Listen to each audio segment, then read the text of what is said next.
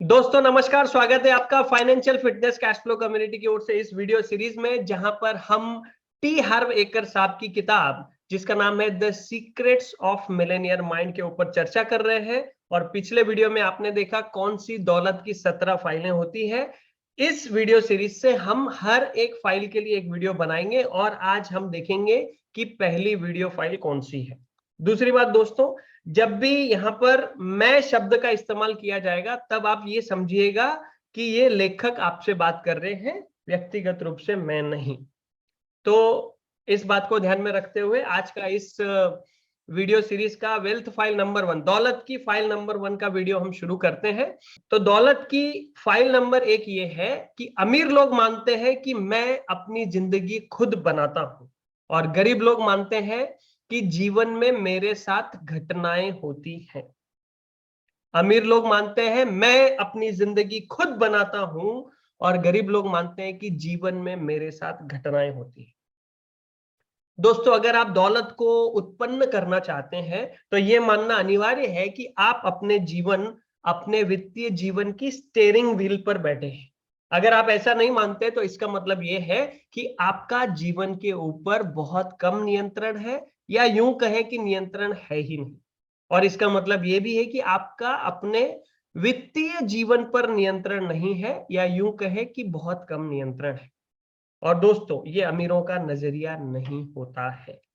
अगर आपने गौर किया होगा तो आप देखेंगे कि गरीब लोग लॉटरी का टिकट ज्यादा खरीदते हैं, उस पर पैसा लगाते हैं। वे ये मानते हैं कि दौलत आने का जो तरीका है यही है कि कोई उनके नाम की पर्ची निकाले, उनकी लॉटरी लग जाए, और ड्रॉ के दिन सारा दिन वो बैठे रहते हैं टीवी के सामने और ड्रॉ को देखते हैं कि शायद इस सप्ताह दौलत उनके ऊपर मेहरबान हो जाए और वो उन्हें दिख जाए। निश्चित तौर पर हर आदमी लॉटरी का टिकट जीतना चाहता है। कभी कभी अमीर लोग भी लॉटरी का टिकट खरीदते हैं, लेकिन पहली बात यह है कि वे लॉटरी के टिकट पर अपनी आधी तनख्वाह नहीं खर्च करते। और दूसरी बात यह है कि ये अमीर लोगों की अमीर बनने की मूल रणनीति नहीं होती। आपको ये मानना ही होगा कि धन और सफलता के मामले में आप ही अपनी सफलता को निर्माण करते हैं, आप ही अपनी दोयमता को निर्माण करते हैं, आप ही अपने संघर्ष को निर्माण करते हैं। चेतन रूप से या अचेतन रूप से आप ही जिम्मेदार हैं। चेतन रूप से या अचेतन रूप से आप ही जिम्मेदार हैं। जीवन में होने वाली घटनाओं की जिम्मेदारी लेने के बजाय गरीब लोग पीड़ित यानी विक्टिम की भूमिका निभाते हैं, पीड़ित की भूमिका निभाते हैं। और पीड़ित लोगों का प्रमुख विचार क्या होता है? बेचारा मैं, बेचारी मैं। इसलिए इरादे के नियम के अनुसार उन्हें यही मिलता है, वे हमेशा बेचारे ही बने रहते हैं। ध्यान दीजिए, लेखक ने क्या कहा? पीड़ित की भूमिका निभाते हैं। ये नहीं कहा कि वे पीड़ित हैं। लेखक मानते हैं कि कोई भी व्यक्ति पीड़ित नहीं होता है। लेखक के अनुसार वे पीड़ित की भूमिका इसलिए निभाते हैं क्योंकि उससे उन्हें कुछ मिलता है, जिसके बारे में हम आगे डिटेल में बात करने वाले हैं। और आपको कैसे पता कि लोग पीड़ित की भूमिका निभा रहे हैं? आप कैसे पता करेंगे? इसके 3 स्पष्ट संकेत होते हैं। लेखक मानते हैं कि किसी भी पाठक का या इस वीडियो देखने वाले यानी किसी भी इंसान का इन 3 स्पष्ट संकेतों से कोई लेना देना नहीं होगा। लेकिन शायद सिर्फ आप ऐसे व्यक्ति को बहुत करीब से जानते होंगे। चाहे मैटर जो भी हो, मेरी सलाह यह है कि अभी अगला वीडियो आपको ध्यान से देखना और सुनना है। तो 3 स्पष्ट संकेत पीड़ित लोगों के क्या है? सबसे पहला है दोस्तों, दोष मढ़ना। वो लोग अमीर क्यों नहीं है, इस बात पर ज्यादातर पीड़ित दोष मढ़ने के खेल में बहुत माहिर होते हैं, यानी दोष देने के खेल में बहुत माहिर होते हैं। इस खेल का उद्देश्य यह है कि आप कितने लोगों और कितने परिस्थितियों को दोषी ठहरा सकते हैं। और दिलचस्प बात यह है कि पीड़ित व्यक्ति खुद की ओर देखते तक नहीं है। कम से कम इसमें पीड़ितों को मजा आता है। बहरहाल, ये दोषारोपण उन लोगों के लिए बहुत मजेदार नहीं होता जो उनके आसपास रहते हैं। ऐसा इसलिए है क्योंकि पीड़ितों के आसपास रहने वाले लोग आसानी से उनका निशाना बन जाते हैं। तो पीड़ित व्यक्ति अर्थव्यवस्था को दोष देता है, सरकार को दोष देता है, ब्रोकर को दोष देता है, बिजनेस के प्रकार को दोष देता है, कंपनी के मालिक को दोष देता है, कर्मचारियों को दोष देता है, मैनेजर को दोष देता है, हेड ऑफिस को दोष देता है, अपलाइन को दोष देता है, डाउनलाइन को दोष देता है, कस्टमर सर्विस को दोष देता है, शिपिंग डिपार्टमेंट को दोष देता है, जीवन साथी को दोष देता है, बच्चों को दोष देता है, इवन ईश्वर को दोष देता है। और जाहिर है वे हमेशा अपने माता पिता को दोष देते रहते हैं। हमेशा कोई ना कोई दूसरा व्यक्ति या परिस्थिति होती है जिसे दोषी ठहराया जा सकता है। समस्या उनके अलावा किसी भी व्यक्ति या चीज में हो सकती है। तो ये पहला संकेत है दोष मढ़ना, यानी कि दोष देना। दोस्तों, पीड़ित व्यक्ति का दूसरा स्पष्ट संकेत होता है खुद को सही ठहराना। यदि पीड़ित किसी दूसरे को दोष नहीं दे रहा है तो आप ये पाएंगे कि वो खुद को सही ठहरा रहा है और ये तर्क दे रहा है और इस तरह की बातें वो कह रहा है कि पैसा सचमुच महत्वपूर्ण नहीं है। मैं आपसे सवाल पूछता हूं, अगर आप कहते हैं कि आपका पति या आपका पत्नी, आपका बॉयफ्रेंड या आपकी गर्लफ्रेंड या आपका पार्टनर या आपका दोस्त अगर महत्वपूर्ण नहीं है, तो क्या इनमें से कोई भी आपके आसपास ज्यादा समय तक रहेगा? लेखक को ऐसे नहीं लगता है, इसीलिए पैसा भी उनके पास नहीं रहता है। लेखक अपनी सेमिनार में अक्सर लोगों से पूछते हैं, लोग उनसे आके कहते हैं आप जानते हैं ना हर पैसा सचमुच महत्वपूर्ण नहीं है। और लेखक कहते हैं कि मैं उनसे बीच में ही उनको टोक के कहता हूं आप कड़के हैं, ठीक है ना।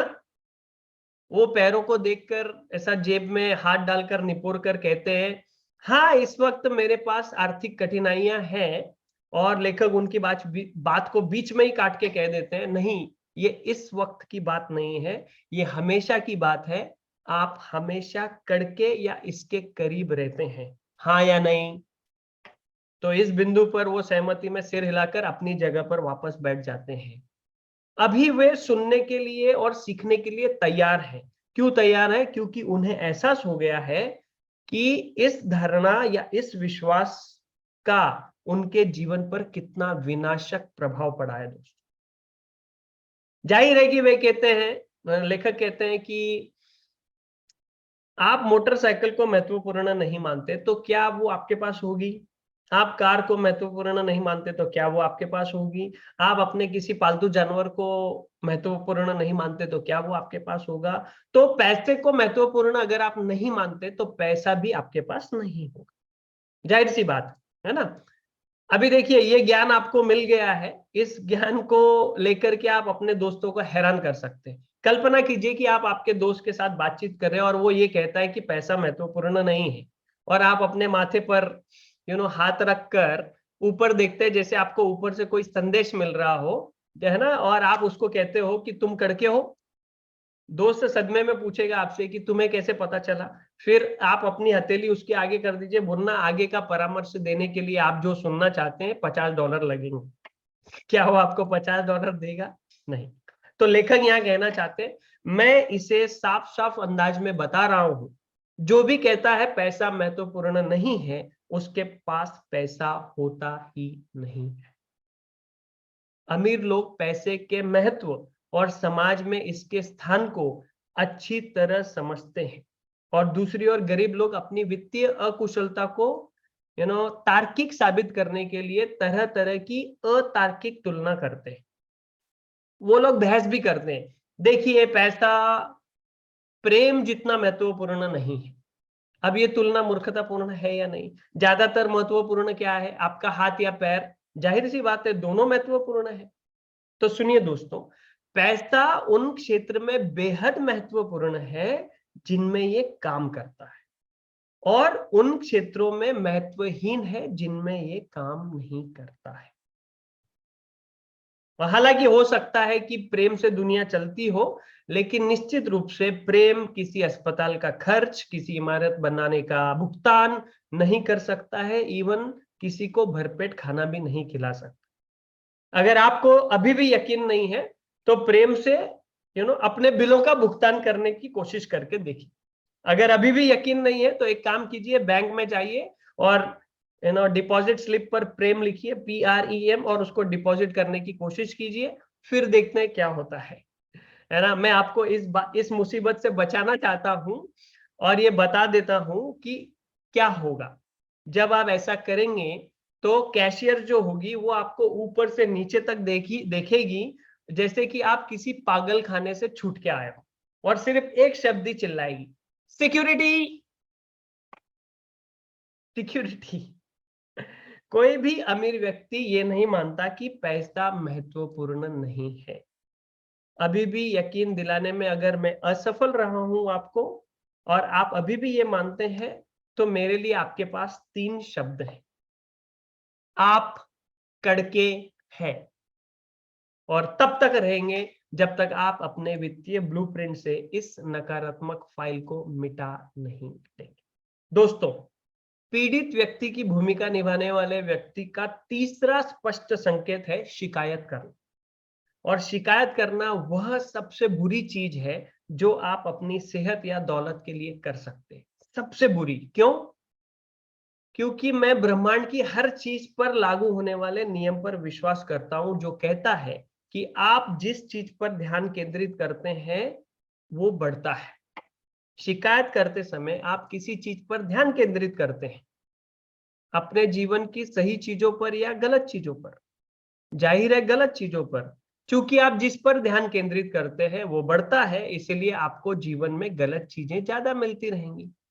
व्यक्तिगत विकास के क्षेत्र में आकर्षण के नियम को कई शिक्षक सिखाते हैं, उसकी बात करते हैं। इसके अनुसार चीजें अपने समान चीजों को आकर्षित करती हैं।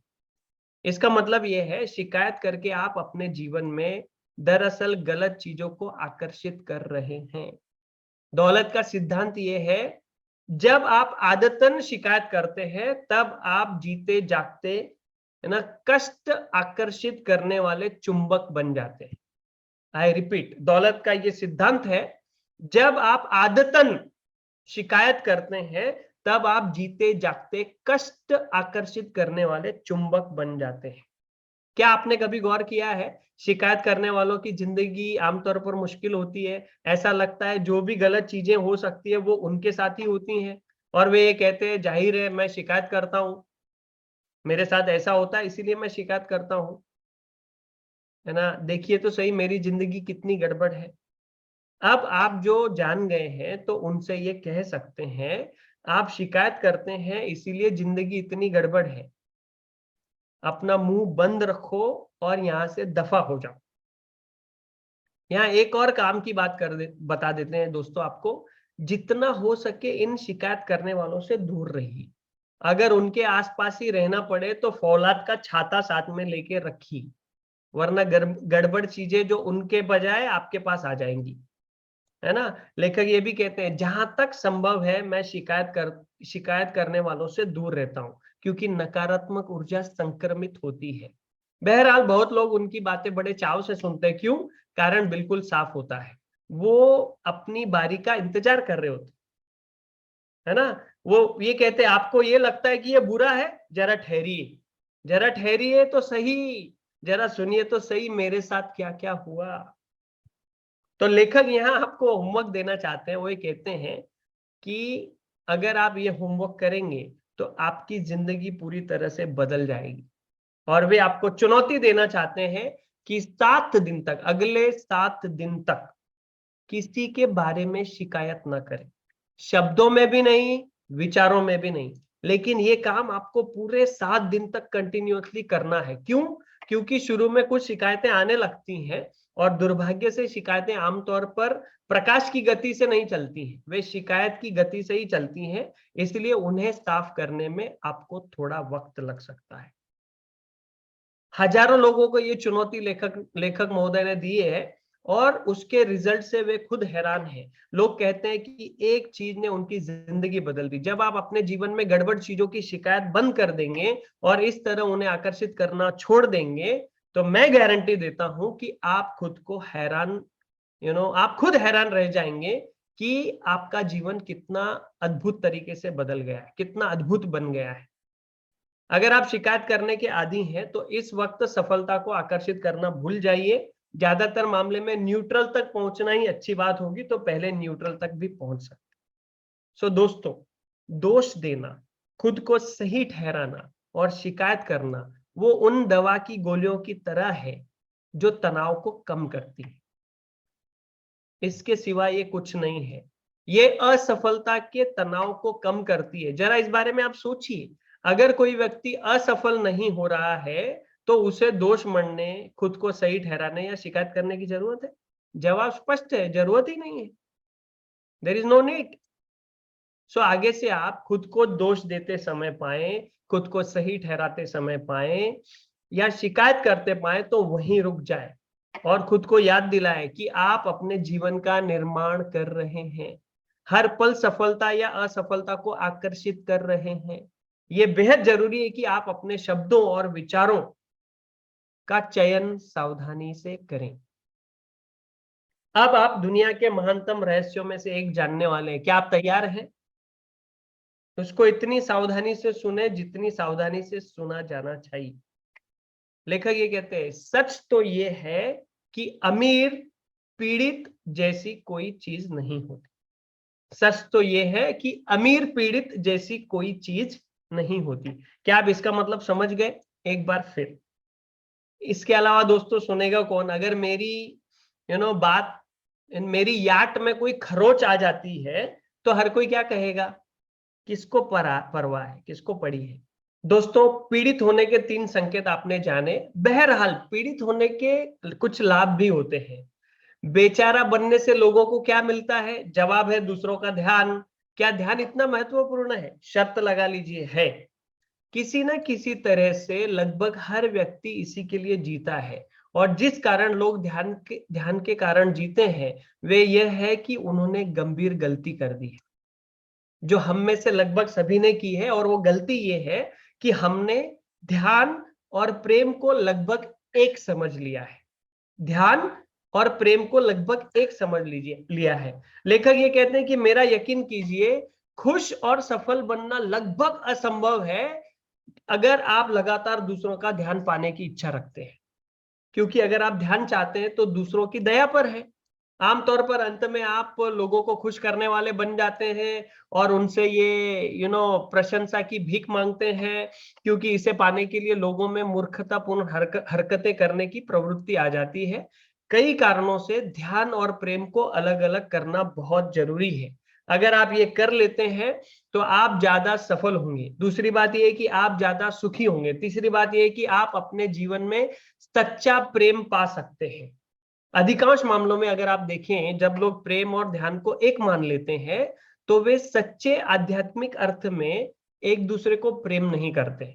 वे अपने अहंग की रोशनी में एक दूसरे को प्रेम करते। जैसे तुम मेरे लिए जो करती हो उसके लिए मैं तुमसे प्रेम करता हूं। इसलिए संबंध दरअसल सामने वाले व्यक्ति या दोनों के बारे में नहीं होता, उस व्यक्ति के बारे में होता है। प्रेम और ध्यान को अलग अलग करने पर आप सामने वाले व्यक्ति से बिना शर्त प्रेम कर सकते हैं। तब आपका पैमाना ये नहीं होगा कि वे आपके लिए क्या करते हैं या वो आपके लिए क्या करता है। जैसा लेखक ने कहा कि अमीर पीड़ित जैसी कोई चीज नहीं होती है, इसीलिए पीड़ित बनने रहने के लिए ध्यान चाहने वालों को यह सुनिश्चित करना होता है कि वे कभी अमीर न बन जाएं। वाह, कितनी बढ़िया बात है। एक बार फिर, जैसा कि लेखक ने कहा कि अमीर पीड़ित जैसी कोई चीज नहीं होती है, इसीलिए पीड़ित बने रहने के लिए ध्यान चाहने वालों को यह सुनिश्चित करना होता है कि कहीं वे अमीर न बन जाए। तो दोस्तों, अब ये फैसला करने का समय है। आप पीड़ित बने रह सकते हैं या अमीर बने रह सकते हैं, लेकिन आप दोनों एक साथ नहीं रह सकते। कान खोलकर सुन लीजिए, कान खोलकर सुन लीजिए। हर बार, और मेरा मतलब है हर बार, जब आप दोष देते हैं, खुद को सही ठहराते हैं या शिकायत करते हैं, तो आप अपना वित्तीय गला काट रहे होते हैं। निश्चित रूप से यहाँ दयालु और नम्र शब्दों का प्रयोग अच्छा रहता, लेकिन लेखक कहते हैं उसे छोड़िए। फिलहाल मेरी दिलचस्पी दयालु और नम्र होने में नहीं है। मेरी दिलचस्पी आपको यह दिखाने में है कि आप अपने साथ क्या कर रहे हैं। बाद में जब आप अमीर बन जाएंगे तब हम ज्यादा दयालु और नम्र हो सकते हैं। ठीक है? It's okay. ओके।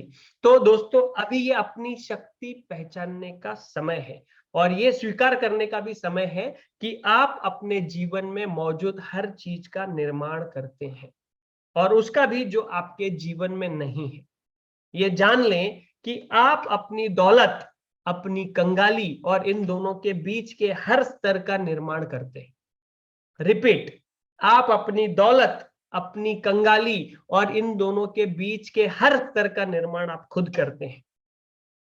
तो दोस्तों, अब घोषणा करने का वक्त है। अपना हाथ दिल पर रखिए और 3 बार कहिए, अपनी वित्तीय सफलता के स्तर का निर्माण मैं खुद करता हूं। अपनी वित्तीय सफलता के स्तर का निर्माण मैं खुद करता हूं। अपनी वित्तीय सफलता के स्तर का निर्माण मैं खुद करता हूं। I have a millionaire mind, I have a millionaire mind, I have a millionaire mind. और दोस्तों, जैसे लेखक महोदय ने कहा कि हर वीडियो की फाइल के साथ आपको कुछ गतिविधियां मिलने वाली हैं। तो यहाँ पर क्या गतिविधियां हैं? जब भी आप खुद को दोष देते हुए पाए, खुद को सही ठहराते हुए पाए या शिकायत करते हुए पाए, तो अपनी ये उंगली यहाँ पर गले पर रख करके ऐसे फिरा देना कि मैं अपनी वित्तीय सफलता का गला काट रहा हूं।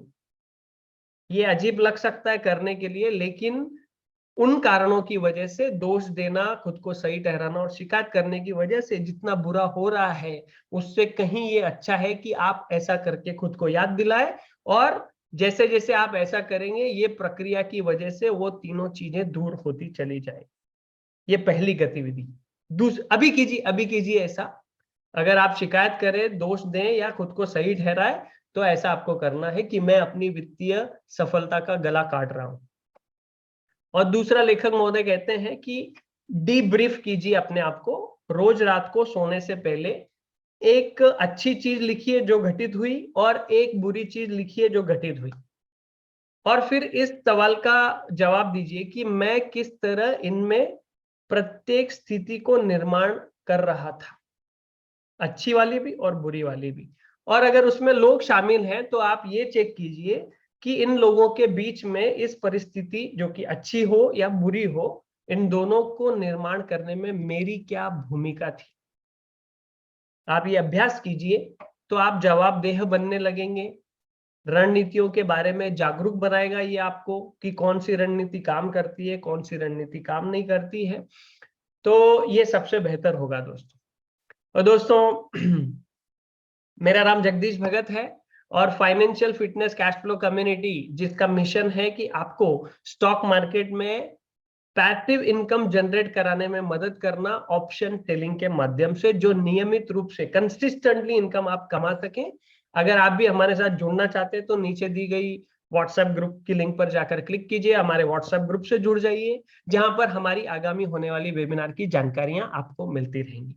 इस वीडियो को देखने के लिए आपका बहुत बहुत धन्यवाद।